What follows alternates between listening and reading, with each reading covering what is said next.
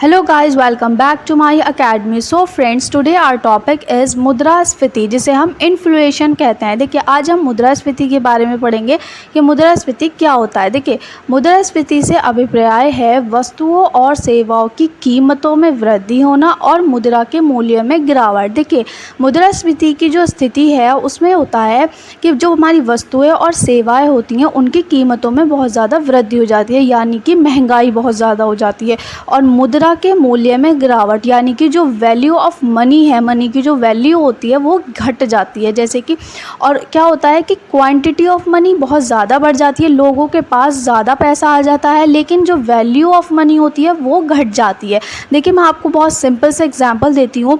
जब हम छोटे थे तो हमें 5 रुपये मिलते थे और 5 रुपये में हम बहुत सारी चीज़ें ख़रीद लेते थे।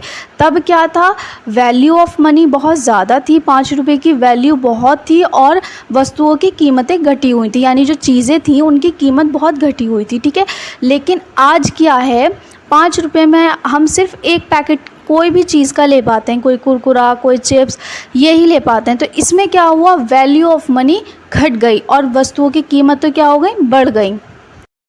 तो यही सिचुएशन क्या कहलाई जाती है, मुद्रास्फीति की कहलाई जाती है, जिसमें कि कीमतें बढ़ जाती हैं और मनी की जो वैल्यू होती है वो घट जाती है। अब देखिए, हम कोई भी टॉपिक लेते हैं, एक डेफिनेशन लेना, किसी भी इकोनॉमिक्स की डेफिनेशन लेना बहुत ज़्यादा इंपॉर्टेंट है। वो उससे क्या होता है, आपका क्वेश्चन बहुत इंप्रेसिव लगता है। देखिए, प्रो कैमर के अनुसार मुद्रास्फीति वह अवस्था है जिसमें मुद्रा का मूल्य गिरता है और कीमतें बढ़ती हैं। जैसे कि अभी मैंने आपको समझाया कि मुद्रा का जो मूल्य है मुद्रास्फीति में वो गिर जाता है और कीमतें जो होती हैं बढ़ जाती हैं, क्योंकि इसमें क्या होता है, क्वांटिटी ऑफ मनी बढ़ जाती है, लोगों के पास बहुत ज़्यादा पैसा आ जाता है।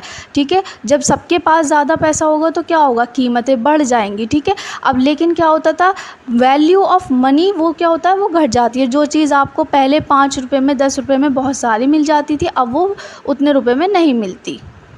चलिए, तो अब हमारा नेक्स्ट टॉपिक है मुद्रास्फीति के स्वरूप, यानी कि फॉर्म्स ऑफ इन्फ्लेशन, जिसे हम मुद्रास्फीति के प्रकार भी कह सकते हैं, काइंड्स ऑफ इन्फ्लेशन भी कह सकते हैं। देखिए, सबसे पहला होता है चलन मुद्रास्फीति। ठीक है, देखिए, चलन मुद्रास्फीति वो होता है जो करंट में आपकी करेंसी चल रही होती है। ठीक है, उसे हम चलन कहते हैं। देखिए, जब सरकार या केंद्रीय बैंक अत्यधिक चलन मुद्रा का प्रसार कर देते हैं तो उसे चलन मुद्रास्फीति कहते हैं। जब आपकी सरकार या फिर केंद्रीय बैंक ज़्यादा मुद्रा का प्रसार कर देते हैं, जो चलन मुद्रा होती है, जो आपकी करेंसी चल रही है, उसको बहुत ज़्यादा लोगों में बांट देते हैं, तो उससे क्या होता है, चलन मुद्रास्फीति हो जाती है। ठीक है, लोगों के पास पैसा ज़्यादा आ जाता है, जब पैसा ज़्यादा आ जाता है तो उससे महंगाई बहुत ज़्यादा बढ़ जाती है। ठीक है, सेकंड पॉइंट होता है हमारा साख मुद्रास्फीति। साख तो आप सभी जानते हैं, क्रेडिट कार्ड लेना। ठीक है, इसमें क्या होता है, वर्तमान समय में साख मुद्रा का बहुत महत्व होता है।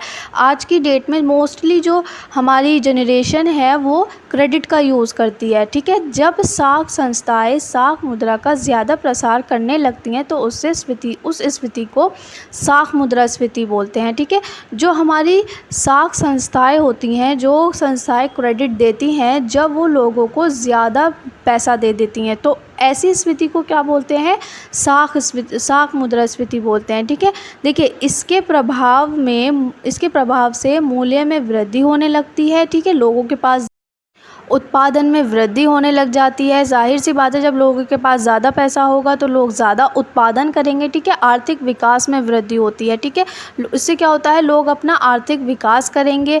ठीक है, लेकिन क्या होता है, परंतु ज़्यादा साख में अर्थव्यवस्था पर बुरा प्रभाव भी पड़ सकता है।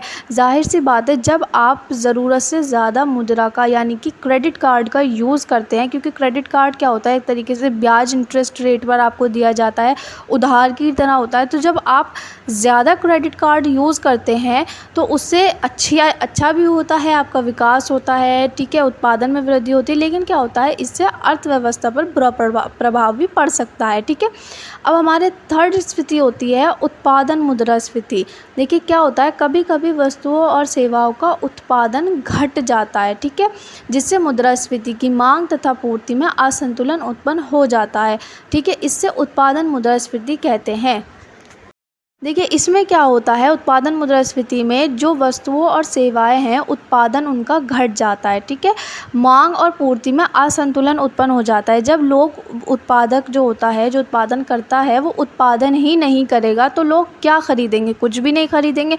उससे क्या होगा, जो लोगों का पैसा होगा वो बच जाएगा, ठीक है। तो उससे क्या होगा, उसे ही क्या बोलते हैं हम, उत्पादन मुद्रास्फीति बोलते हैं, क्योंकि उत्पादन घट जाता है और मांग और पूर्ति में असंतुलन हो जाता है, तो उससे क्या होता है, उत्पादन मुद्रास्फीति हो जाती है। जब उत्पादन नहीं होगा तो लोग कुछ खरीदेंगे नहीं, है जब लोग कुछ नहीं खरीदेंगे तो जो लोगों की मुद्रा होगी वो बच जाएगी, ठीक है। अब फोर्थ होता है हमारा लाभ प्रोत्साहन मुद्रास्फीति। देखिए कभी कभी ऐसा होता है कि कच्चे माल के मूल्य में उतनी वृद्धि नहीं होती है, ठीक है, जिससे उत्पादन लागत घट जाती है और परंतु कीमत स्तर बड़ी रहती है, ठीक है। इससे उत्पादकों को लाभ होता है। इस लाभ को प्रोत्साहन मुद्रास्फीति कहते हैं।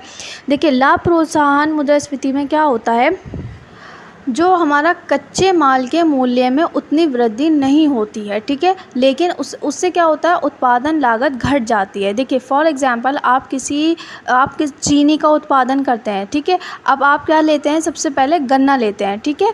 तो क्या होता है कि गन्ने का जो मूल्य है, गन्ने का जो प्राइस है वो तो रहे उतना ही जितने का वो है, ठीक है, उसमें कोई वृद्धि नहीं होती। लेकिन क्या होता है, उससे क्या होगा, जब उसमें वृद्धि नहीं होगी तो आपकी उत्पादन लागत घट जाती है, ठीक है।